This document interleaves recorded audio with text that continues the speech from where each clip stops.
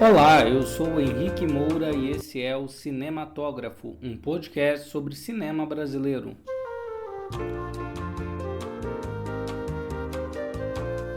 Salve, salve, pessoal! Lá vamos nós subindo a ladeira. Sexto episódio do nosso querido podcast. E o filme de hoje é Narradores de Javé, de Eliane Café, de 2004. Mas antes, vamos ouvir um pouquinho o que o pessoal está achando dessas leituras de filmes.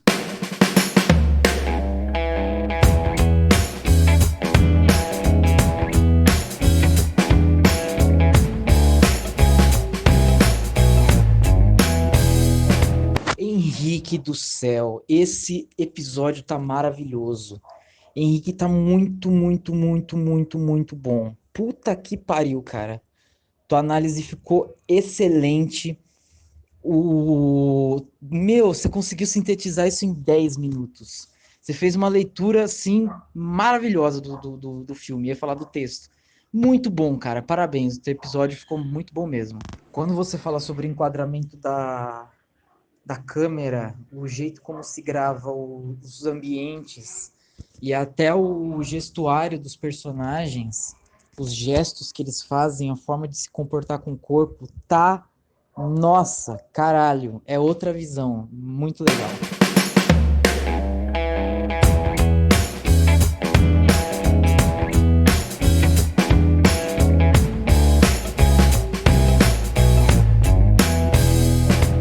Muito bem, o filme de hoje é bastante interessante. Continuamos, como no episódio anterior, na Bahia, mas agora num povoado fictício do interior chamado Javé, que está prestes a desaparecer devido à instalação de uma barragem. Tudo ficará submerso, mas os moradores encontram uma possibilidade para evitar isso, mostrando a importância daquele lugar. E como? Através das narrativas. É sem dúvida elogiável a maneira como a diretora conseguiu retratar essa história, que tinha tudo para ser trágica, em um filme leve, mas ao mesmo tempo reflexivo. São tratadas duas linhas principais. A primeira é sobre o poder da narrativa e sua diferença na oralidade e na escrita. E a segunda é sobre o deslocamento de pessoas por motivos de força econômica. Quando percebem que estão prestes a serem retirados, os moradores decidem procurar Antônio Biá, belamente interpretado por José Dumont. Ele era um funcionário da pequena agência dos Correios de Javé, que seria fechada, já que quase ninguém ali lia ou escrevia, e portanto não recebia nem mandavam cartas. Malandro, Antônio Biá resolve escrever cartas para conhecidos, inventando histórias sobre os moradores dali. Logo, o interesse pelas histórias ia crescendo e chegavam mais cartas, querendo saber mais e mais sobre essas histórias. A agência foi salva, mas é claro que os moradores ficaram putos com Biá e o expulsaram de lá. Mas quem seria melhor para escrever sobre Javé do que o próprio Antônio Biá? Por isso, vão em busca dele e a ideia é contar a grandiosidade da história da fundação da pequena Javé, transformando-a em um patrimônio cultural e assim tentando evitar que ela se transforme em uma represa. Aqui eu queria abrir um parênteses para comentar o quanto é interessante como alguns temas vão se cruzando no cinema brasileiro. E não precisamos ir muito longe para percebermos isso. Basta olharmos os episódios anteriores que a gente vai notar a ideia de analfabetismo e cartas, por exemplo, em Central do Brasil. Ou a questão da moradia em Opaí, e a represa inundando casas em Viajo porque preciso, volto porque te amo. Mas principalmente, o que mais me chama a atenção é um embate que acontece entre o letrado e o iletrado. Daí a gente pode pensar nos poetas de Alma Corsária, na professora Dória de Central do Brasil, na Jéssica de Que Horas Ela Volta, no geólogo de Viagem porque precisa. Isso dá pano para manga, principalmente se a gente pensar que é uma temática bastante recorrente no cinema brasileiro, desde, não sei se bem desde, né, mas principalmente no filme do Glauber Rocha, O Terra em Transe, que tem a presença de um intelectual, e ali até tem uma cena entre eles, que o Flávio Migliaccio faz parte dessa cena, e ele é no filme, né, ele é um líder sindical. E a personagem moça comenta, né, para esse intelectual: olha, a gente acha que está conversando com o povo, você acha que está conversando com o povo, mas o povo não é bem esse, né, o líder sindical. O povo é o fulano não fala, não tem voz. Isso é bem interessante, né, uma temática importante de se pensar aí, de ser bastante discutida. Nessa questão da estrutura, me chamou muita atenção o jogo de luz que a diretora fez. As cenas das histórias contadas pelos personagens, os moradores de Javé, são mais iluminadas, em externa. As do presente de Javé e do mochileiro no bar são mais escuras, noturnas, e muitas vezes são internas, ou seja, elas são gravadas ou dentro do bar, ou dentro de uma casa, dentro de algum lugar. Eu leio isso como se no espaço da fabulação houvesse mais clareza, mais possibilidade, mais vida, por isso mais cor, mais ar livre, né? Ao passo em que os tempos presentes não são apenas mais sombrios por carregarem a carga daquilo que não deu certo, mas porque criam um aspecto de pintura, que pode remeter também a certa teatralidade, como se estivéssemos eternamente encenando os mesmos dilemas. Defendo esse ponto pensando que o filme termina com um movimento de recomeçar. Antônio Biá e os outros moradores insistindo em recontar suas histórias, tentando ali escrever essas histórias em um livro. Apesar do povoado já estar submerso, né? Já haver, aí outra vez o spoiler, já haver acontecido, né? A barragem. E como professor de literatura, eu não podia deixar de lembrar a estrutura de Vidas Secas, do Graciliano Ramos. Aquele eterno ciclo. É como se saindo dali aquelas pessoas fossem se instalar em um novo lugar e logo os seus descendentes também precisassem sair dali procurando outros lugares. Quero comentar ainda sobre o ponto da pintura. Pensei nas obras do pintor italiano Caravaggio, em especial em 2 quadros: Cenas de Emaús e Morte da Virgem. Joguem aí no Google e depois comparem com o filme, e vão perceber que tanto o filme quanto os quadros têm um jeito parecido de representar a realidade como ela é. Então era essa a busca do pintor e parece ser a busca também da cineasta. Como eles fazem isso? Então eles vão utilizar um fundo escuro ou neutro. A iluminação é feita por um foco de luz bem direcionado naquilo que quer iluminar. Então imagine, é como se estivesse num quarto escuro e de repente vem uma luz de fora e aquela luz ilumina só o rosto da personagem. E esses personagens são colocados em uma grande proximidade quando há mais de um ator em cena. Inclusive, deem uma olhada como a foto que eu escolhi para ilustrar esse episódio se parece com o quadro Cenas de Emaús. Esses elementos de composição criam uma teatralidade também.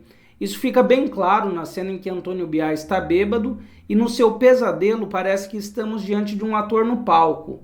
Aliás, o jeito de andar e os gestos de Antônio Biá tem um quê bastante teatral, no melhor sentido da palavra.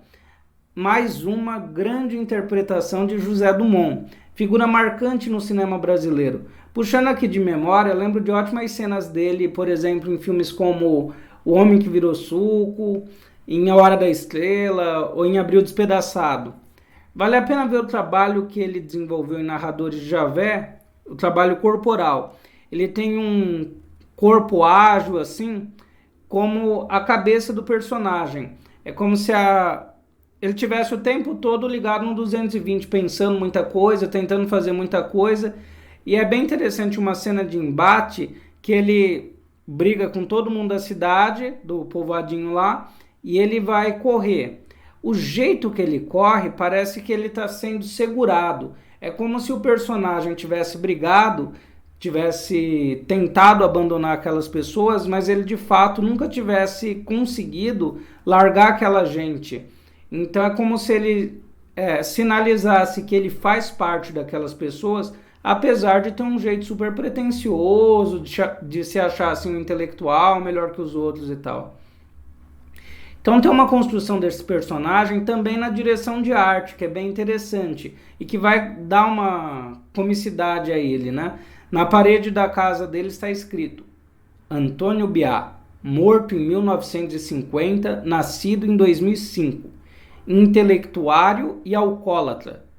e na entrada da casa dele tem uma plaquinha avisando proibida a entrada de analfabetos, que é ótimo, né? Como é que o analfabeto vai ler a placa dizendo que ele está proibido de entrar ali?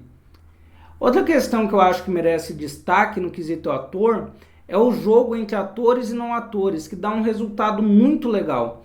Eu vi uma entrevista em que a Eliane Café comentava que foi criando verdadeiros jogos para que os não atores entrassem nos personagens e eles curtiram fazer aquelas encenações. Então ela falava assim, olha, vai lá e convence o fulano de tal coisa. Mas você tem que convencer, porque senão o outro vai convencer melhor do que você. Você tem que ser melhor que o outro. Ela fazia essas brincadeiras, assim, esses jogos, e o pessoal foi entrando, né, naquela onda ali da encenação. Isso é uma coisa bacana porque traz o povo para a tela do cinema de uma maneira diferente do formato entrevista, em que a pessoa só dá o depoimento dela, como é mais comum de a gente ver, principalmente nos documentários. Então, nesse filme, o que a gente tem é o jogo de encenação. Então, a fabulação não fica apenas nos personagens que vão contar a história de Javé, querendo se incluir e aumentar os feitos de seus antepassados, mas também na vivência daquelas pessoas simples que estão interpretando a elas mesmas. Parece simples, né? Você interpretar você mesmo, mas aí vale lembrar que a Diane Keaton ganhou um Oscar de melhor atriz por Annie Hall, que basicamente ela interpretava ela mesma, né? De certo modo, essa questão da interpretação, encenação, lembra a própria premissa do filme, que basicamente a gente pode pensar no seguinte, a diferença do fato acontecido e o fato escrito, né? E como a criação, ou melhor, essa fabulação em cima das narrativas orais, transformam os fatos em alguma coisa maior ou mais bonita, mais interessante do que a vida de fato. Nas cenas externas, nós vemos o povoado de Javé, simples, sem asfalto, aquelas casinhas todas iguais, diferentes apenas na pintura das fachadas, algumas de pau a pique, com um rio ameaçando afogá-las. Percebo uma poética de fazer daquele lugar, aparentemente heterogêneo, um mosaico de histórias que querem se afirmar contra aquilo que canta o Caetano, né? A força da grana que ergue e destrói coisas belas. Eu acredito que a gente pode dizer, de uma maneira geral, que o filme trata bem da gente mesmo, nessa dificuldade de conhecer a própria história, né? Nós, enquanto povo brasileiro, uma história difusa, a gente não sabe muito bem, a gente não se conhece direito, mas vai resistindo, não é? Interessante esse movimento das pessoas saírem dos lugares, porque parece que é o nosso próprio movimento enquanto país, né? A gente vai aparentemente se movendo, mas continua sempre na mesma, não é? Num desconhecimento a respeito de nós mesmos, numa falta de compreensão da história, e essa falta de compreensão da história que parece também, de certa maneira, querer fazer com que nós estejamos sempre à mercê de repeti-la, por não conhecê-la. Eu acho, então, de uma maneira geral, esse filme pode ser pensado como a nossa própria história também. É isso aí, meus queridos. Chegamos ao fim de mais um episódio. Se você está gostando, nos ajude a crescer. Divulgue o podcast, envie aos seus amigos. E assim vamos nós. Até um próximo episódio de Cinematógrafo, um podcast sobre cinema brasileiro.